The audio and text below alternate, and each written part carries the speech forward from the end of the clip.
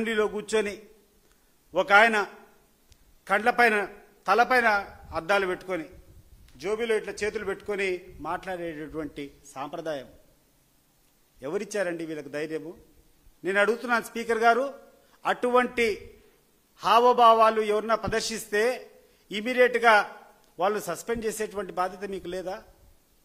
సభ యొక్క గౌరవాన్ని నిలబెట్టేటువంటి బాధ్యత లేదా అని చెప్పి నేను అడుగుతున్నాను.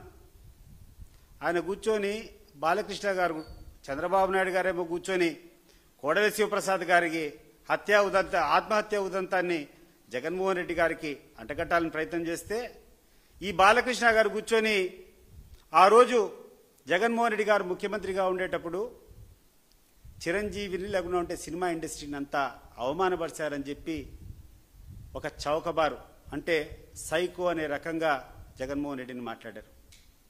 నేను అడుగుతున్నాను ఈ తెలుగుదేశం పార్టీ లీడర్లంతా, మేము ఎప్పుడైనా పొరపాటున మా పార్టీ తరఫున ఎవడైనా ఒక మాట తప్పు మాట్లాడితే మీరు రిపీటెడ్గా అదే చూపిస్తూ వైఎస్ఆర్ కాంగ్రెస్ పార్టీ నాయకులందరూ కూడా అహంకారభావం అని చెప్తున్నారే, నిన్న బాలకృష్ణ గారు ప్రవచించిన తీరును మీరు ఏ రకంగా సమర్థిస్తారు అని చెప్పి నేను అడుగుతున్నా.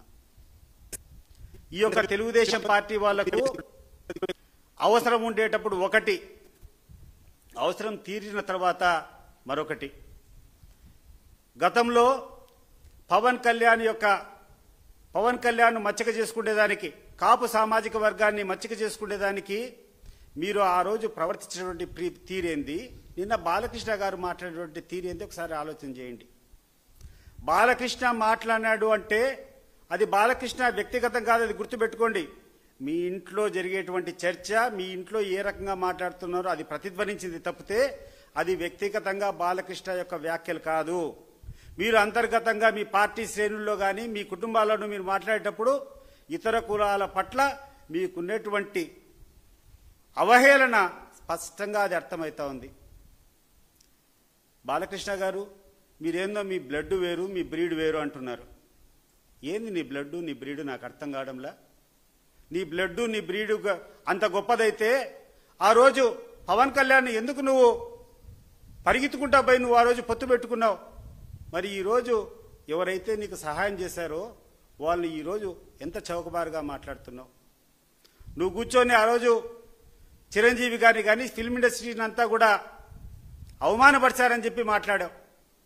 మరి చిరంజీవి గారే స్వయంగా ఈరోజు కూర్చొని నన్ను చాలా సాధారణంగా ఆహ్వానించారు, చాలా పెద్ద మనసుతో మేము అడిగినటువంటి సమస్యలన్నీ పరిష్కారం చేశాడని చెప్పి చిరంజీవి గారు చెప్తా ఉంటే, ఈరోజు అసెంబ్లీ సాక్షిగా మీరు కూర్చొని ప్రజలను పక్కదో పట్టించేటువంటి ప్రక్రియ కరెక్టా అని చెప్పి నేను అడుగుతున్నాను. ఇటీవల కాలంలో చూస్తే సవేంద్ర రెడ్డి అనేటువంటి సోషల్ యాక్టివిస్ట్, ఆయన మీద ఏదో పోస్టింగ్ పెట్టారని చెప్పి అరెస్ట్ చేశారు అక్రమంగా. కోర్టు ఏం చెప్పింది? గుర్తు తెచ్చుకోండి, కోర్టులో ఏం చేశారు?